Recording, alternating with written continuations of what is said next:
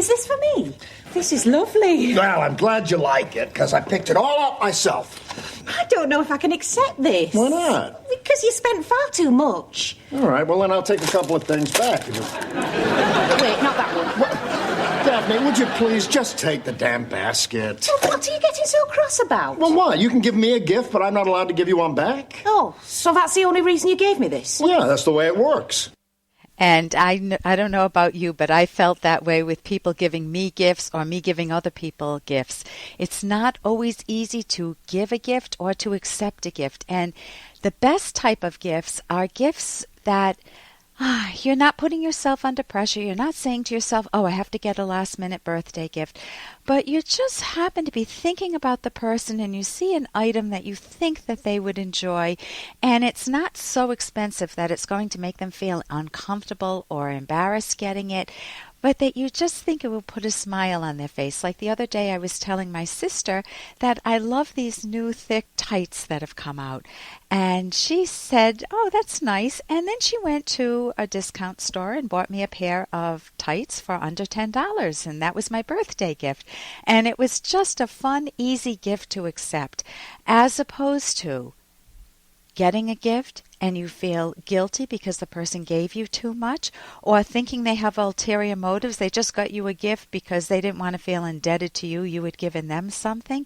And of course, that was an adorable drop from Frasier. So when you're thinking of buying a birthday gift or a holiday gift for someone, if you give yourself some advanced preparation or a time to think about it, what that will give you is the ability to really think about what the person might like, and you'll be on the lookout for those items. Not driving yourself crazy doing it, but you're more likely to spot something that will be hit the spot with that person. And many times it's just a lovely card, a handwritten card, or maybe it's some banana bread you made or something like that they actually love.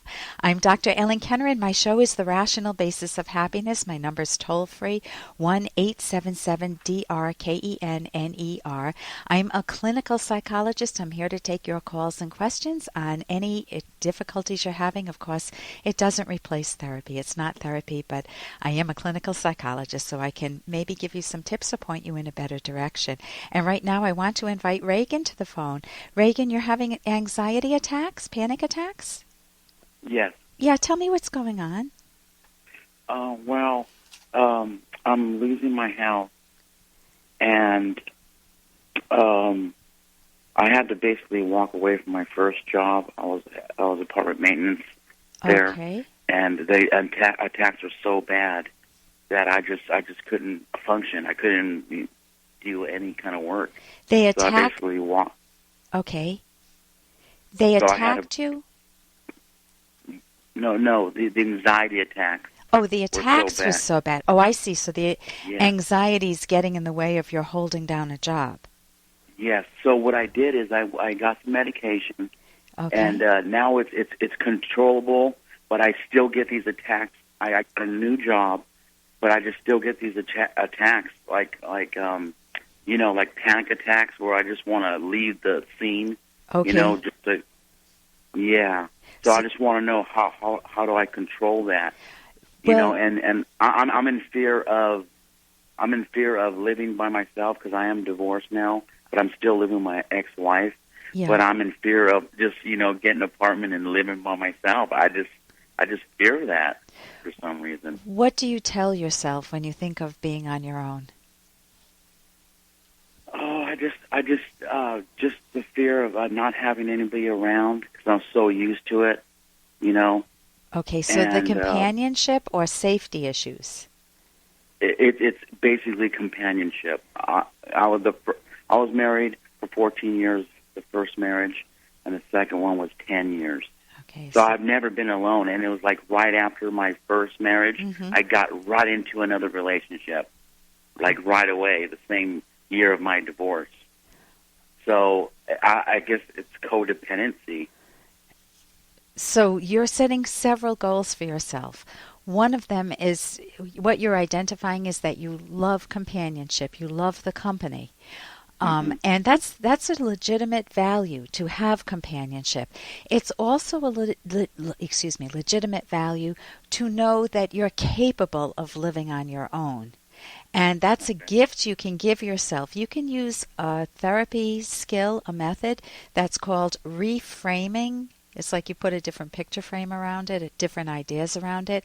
And if I thought of, let's say my husband was going away, or I don't want to say me, but let's say I was a person going through a divorce, I could either catastrophize and say, oh, I'll be alone forever, I'm too old, I'll never find anybody else, this was my last chance and I blew it, what's the use, why bother, and I don't know if I can make it on my own, I've never done it, I don't even know how to do the mundane things like cooking and shopping, and what am I filling my mind with?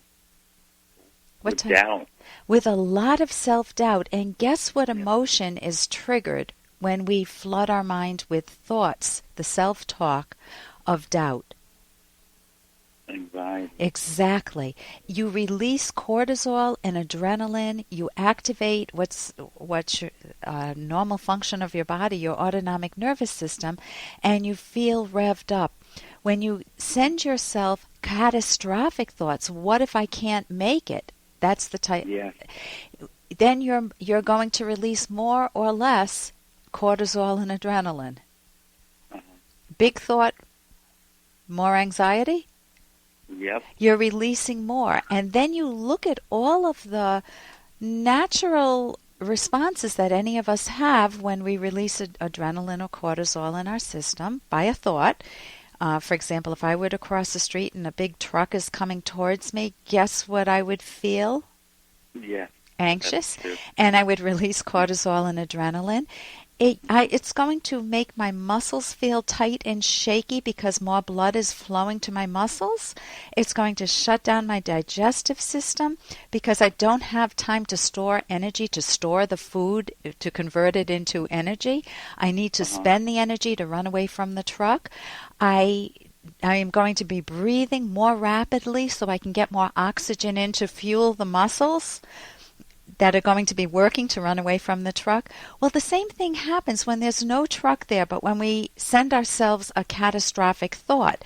Your mind doesn't know the difference between the truck and a thought that says, oh my God, what if I can't make it on my own? Yeah. So if you know it's just a normal function of your nervous system, you'll experience the anxiety, but then you can use some skills to tone it down. You can send yourself better thoughts. Well, look, this is an example of a better thought. This is a wonderful opportunity for me to be independent. I have never, in quotes, like I have never done this, graduated to independent living. I've been married like you. I've been married my whole life. So it's a wonderful opportunity to graduate to independent living, to have that opportunity to show myself I can make it on my own. Yeah. And that independence is golden. You're building self-esteem because you will discover that you're capable of doing things that you're telling yourself you can't do now. Yeah, so, and it's like continuous, you know? Right, and you won't... It's like... Yeah, go ahead. Okay, and there was one more thing that happened. You know what? We're down to the last 30 seconds. I wish we had more time on radio. All right. You're welcome to call another time.